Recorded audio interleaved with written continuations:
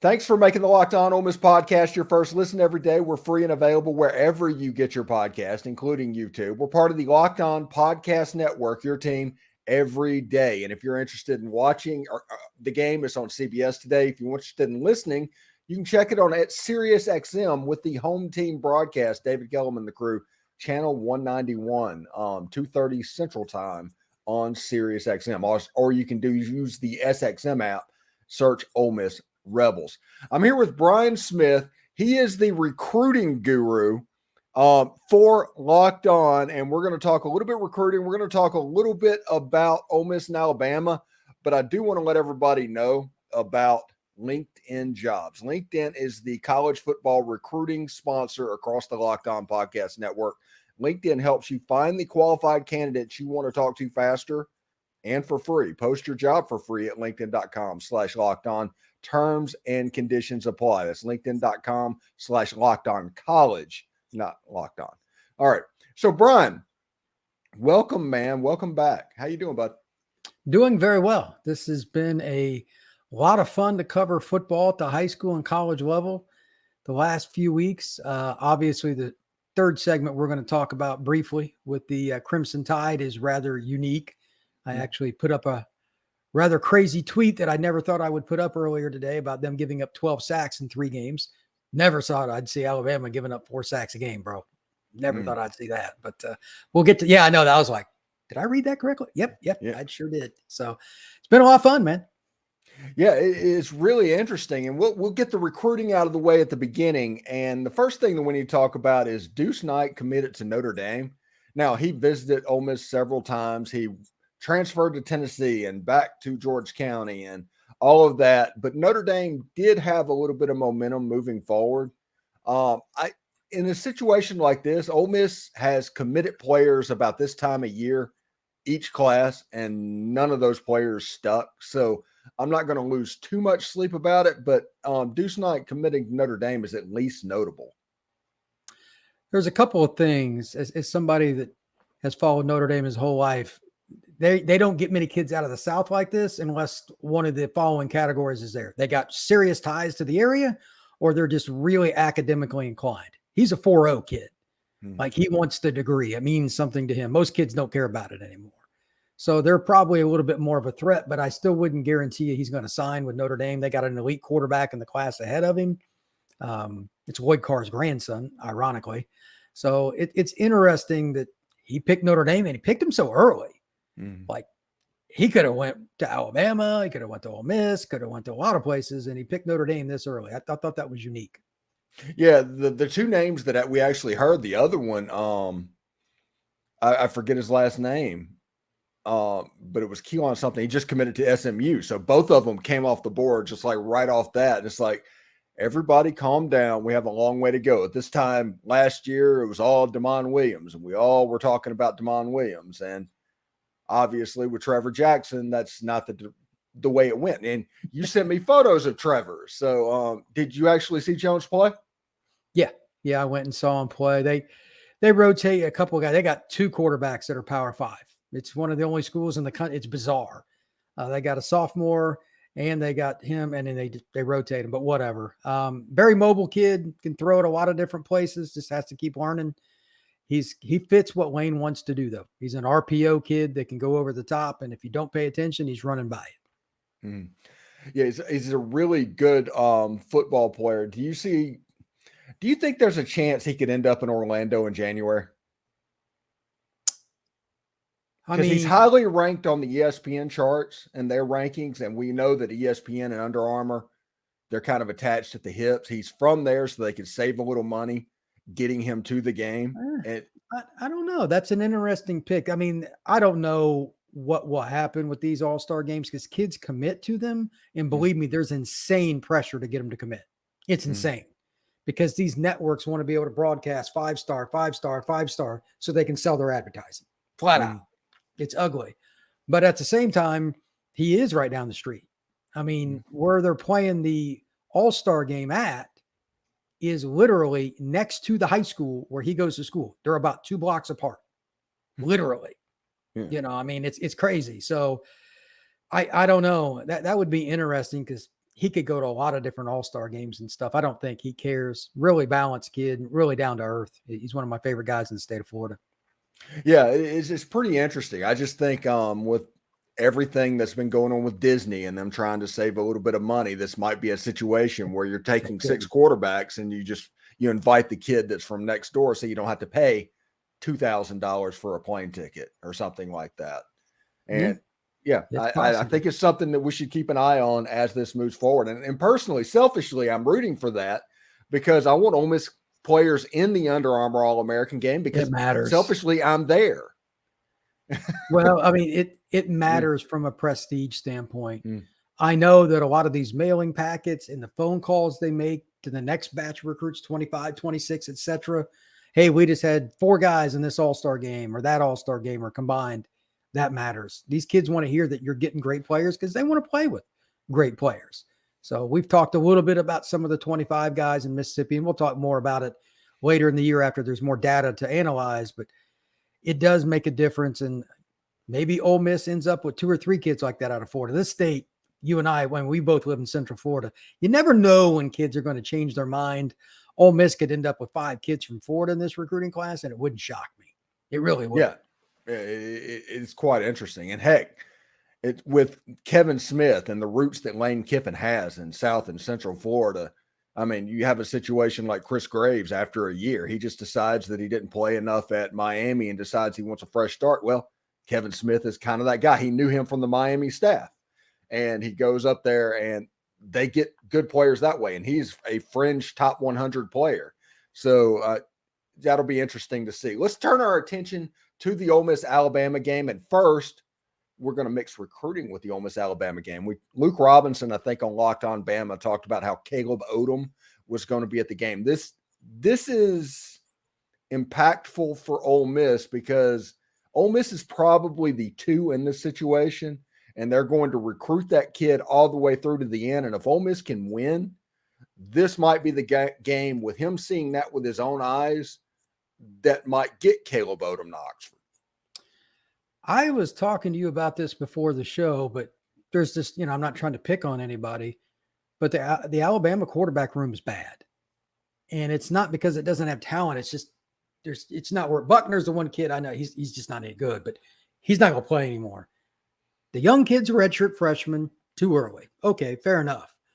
But the other kid has played quite a bit, make a great play, and then he just throws it to the wrong team.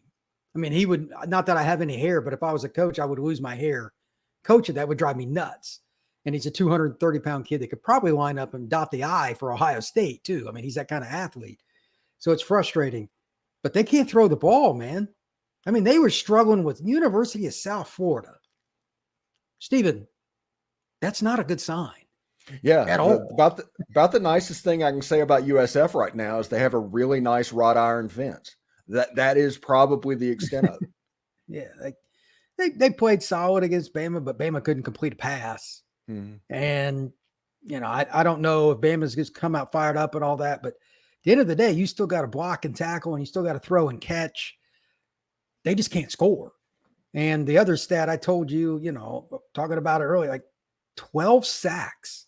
Part of that's on the inexperience at quarterback, but they're nowhere near traditional Bama standards because they don't have any cohesiveness. They got some individual parts that'll still probably get drafted, one in particular, but it's a 5-man unit. We both know how hard O-line is for being around this game forever.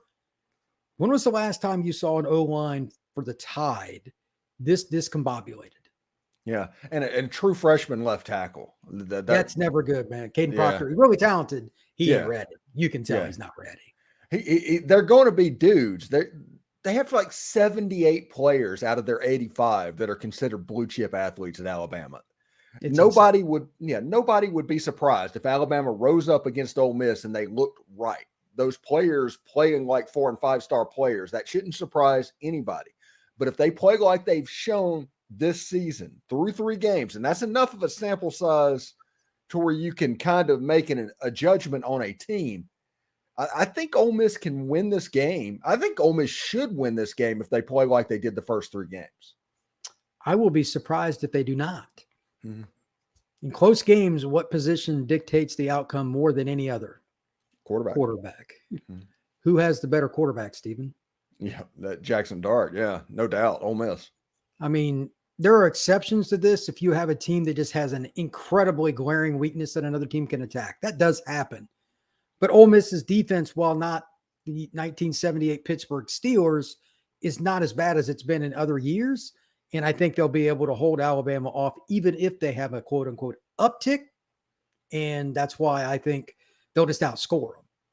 And I think they'll be in quote unquote advantageous field position situations because, again, Milroe's he's a good athlete, phenomenal athlete. He's not consistent enough. There's going to be at least one freebie from a pick, a strip sack fumble, something where Ole Miss is going to get a free touchdown right off the bat or be first and 10 at the Alabama 17 or something to start a drive. That's how you lose football games against quality competition. I'll take the Rebels. You know, the funny thing is Lane Kiffin has been known for his going for it, his aggressiveness on fourth down and things like that. Against an offense that struggles to drive the football, wouldn't it be advantageous? Punt the football, right? Make them drive. I mean, last year there was a couple of games like that. Ohio State hosted Notre Dame, and Ohio State's offense wasn't doing good. They had a couple fourth and shorts. They punted, put Notre Dame inside their 20. Notre Dame didn't have a quarterback. They weren't driving the length of the field. Ohio State's offense looked like garbage for the most part, but they won by 11. I don't think Lane he wants to score. He's an offensive guy, but if you told him right now we're winning 21-20, he would sign his name and hand it to you and walk right off that set. You know what I mean? He wouldn't care, and he shouldn't. You just want to win. It's rare to win in Bryant-Denny no matter the program, but Nick Saban is still on that other sideline, and that's the guy that he reveres more than anybody else, and he should. So Alabama, they got to prove that they can go the length of field regardless, but I'm like you. 4th and 3 at midfield with Jackson Dart, I understand. But unless Milroe comes out and shows something in that first quarter, like it really is, okay, he's accurate today. Everything's clicking. Punt. Make him go 85 yards. How many drives do you think that he's going to go against an SEC defense 80 plus? 20%? 15%? Maybe? That would be my guess. Historically, the odds aren't good. Yeah, even with quality quarterbacks, but a kid that's mentally not been in the right place all the time, the picks kind of dictate that, and some of the throws that should have been picks. So I would let him try to go the length of the field. Now, the offense that they've been running is the offense that they put in. That is what Tommy Reese has built. Sure. And as somebody that has followed Notre Dame and obviously has an idea of what Tommy Reese can do, is the quarterback run game, is the quarterback powers, is that a staple or something that Tommy Reese is even comfortable doing as an offensive coordinator? He did it some with Buckner, but at the same time, that's not his first choice. He wants to run the LA Rams offense. They don't have the guy to do it. Eventually, this will probably be Tommy's last college gig. He wants to be in the NFL. Everything I've been told is he wants to be in the NFL. And bless him for it. I get it. It's the highest level. But the quarterbacks at that level just do things differently. They're advanced. You can't run what he wants to run consistently with what Notre Dame's had at quarterback. But he's the one who recruited Buckner. So I never understood that one in the first place. But anyhow. And then brought him to Alabama. Yeah, when they did that, I laughed. Because it's a terrible fit. It's a terrible fit.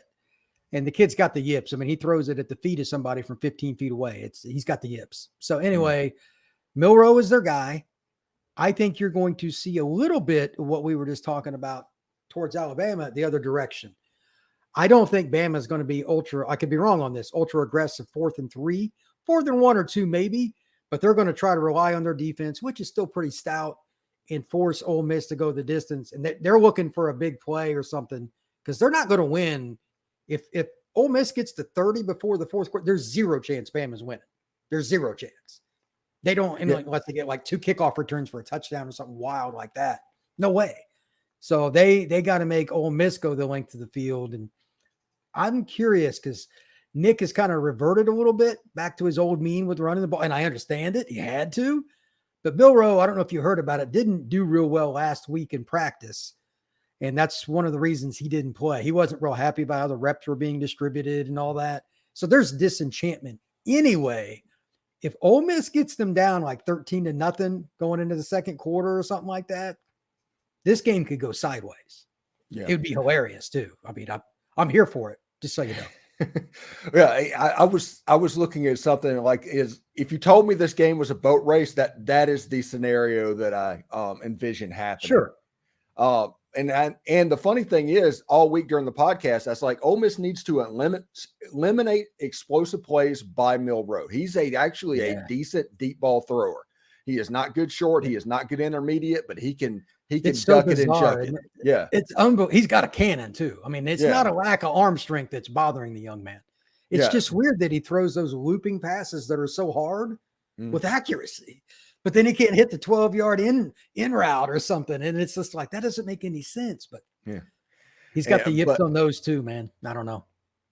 But you have a situation. I was like, if you allow Alabama to hit a couple of those and Milroe to get comfortable and the crowd to believe, and Alabama gets to 30 points, I think 30 points is the magic number for Ole Miss, because anything above that, Ole Miss's offense is going to have trouble scoring that, because Alabama has 4- and 5-star players. They have good players. I think this game is going to end up looking like the Ole Miss-Alabama game from 2014, not the game from 2015, and you're going to see a 23-17, a 24-21. I think that is the type of game that this is going to end up being.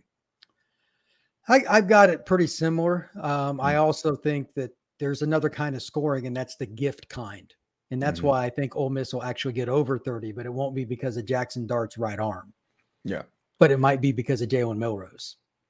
Yeah, it should be interesting. And it's also very weird in this game because the whole country is eagerly awaiting. I feel like one of the few times that the whole country is rooting for Ole Miss, because they want to see that nail get put in the coffin of Alabama. And that is a weird feeling. And I told people I'm kind of uncomfortable with how confident I am about this football game. Because it's not in your norm. Yeah. Name 5 times in your life where you thought definitively Ole Miss was going to beat Alabama. Name 3. None. That's what I mean, because Alabama always has more talent, period.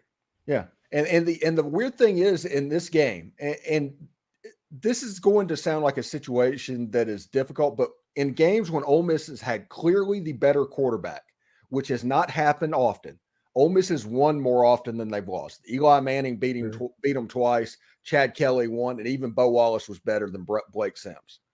But if it was close, like Bryce Young and Matt Corral, the talent everywhere else makes up for it. And it's just a really hard road to hoe. When Alabama has quarterback talent, it's Katie bar the door. You know you're not going to just beat them in the trenches. It's been the case for 100 years. It ain't going to change anytime soon.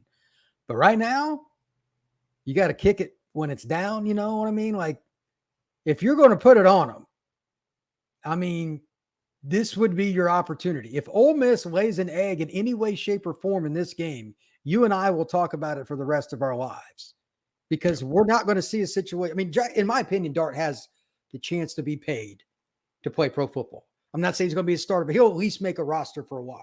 Big arm athlete, all that. I think Jackson Dart has a chance to eventually. This is the type game that could springboard him to being in New York.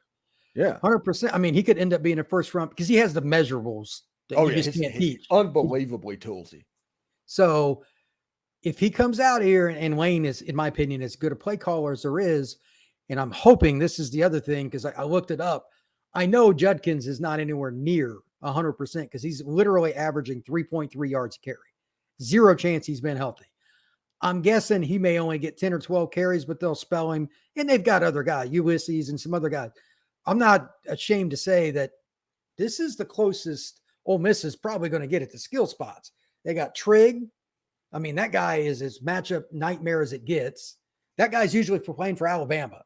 Like, one of these guys has got to make that play where you go and the announcer will say something like, well, that's going to do it for Alabama. Like, you go up by 17 or something, you go up 31-14 late in the third quarter because they gave up, block punt, interception, something like that. And 2 plays later, Dart finds Trigg for a touchdown and he takes it off somebody's head in the corner of the end zone. They need a moment play, and they got the skill guys to do it. but you can't let that go by. Yeah, and I know you know what I'm saying. Like when you get a chance to put them down, you got to shoot Old Yeller. You can't just sit there and cry, but you got to shoot Old Yeller. And this is their chance, man. And it's in Bryant-Denny. I mean, you can't make it any better than this for Ole Miss. Really, you can't. Yeah, it should be pretty good. Also, I haven't talked about this all week, but I think the screen game could be important. Ole Miss hasn't necessarily shown that through Judkins and Bentley, and maybe even some tight end type screen where they can take advantage of some of the fast flow defenses that they've been running up against Ole Miss. And a lot of Judkins' problem that he is seeing this year is when he's in the game and they run the ball, it's kind of like that Madden play of engage 8. And it's almost always an inside zone, and everybody's just shooting gaps and movement. So they do need to be a little bit more creative with Quinshon and get him outside and the counters and things like that to where he doesn't have to necessarily do that, because it's just that and that shotgun toss play, and that's really all that they've been doing this season with him. I wouldn't be surprised if Dart took off a couple extra times this game, maybe even naked boot inside the 10. Because he's got the athleticism, obviously. He's sixth in the SEC in rushing. Yeah, that's what I mean. He's a very unique athlete because he's a big pocket quarterback, like the way he looks, his stature. He's not a pocket guy. He's a run pass guy. His numbers back it up, but he doesn't. Just looking at him, you're like, he looks like a big pocket quarterback. Not so much. I've been saying this after the Georgia Tech game about Jackson Dart, and he is a much better passer than Tim Tebow. I'm not saying that. He has a little Tim Tebow in his game.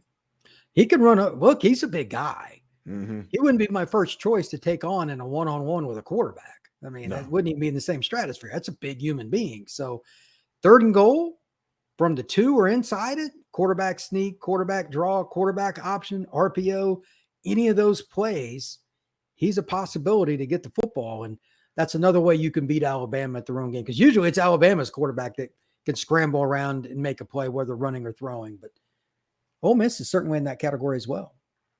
Thanks for making the Locked On Ole Miss podcast your first listen every day. We're free and available wherever you get your podcast, including YouTube. We're part of the Locked On Podcast Network, your team every day, and enjoy the football game today. You can catch it on SiriusXM channel 191, the David Kellum home team broadcast for the Ole Miss Rebels. You can also search Ole Miss Rebels on the SXM app. Anyway, Brian, thank you so much for joining us. Everybody enjoys the game. Tune in for the pregame show at about 2:30 Eastern time, 1:30 Central time. We'll be on there with John Macon Gillespie talking about the storylines leading up to the football game. But Brian, man, thank you so much. And we'll see you next week, bud. All right, buddy. You have a great day.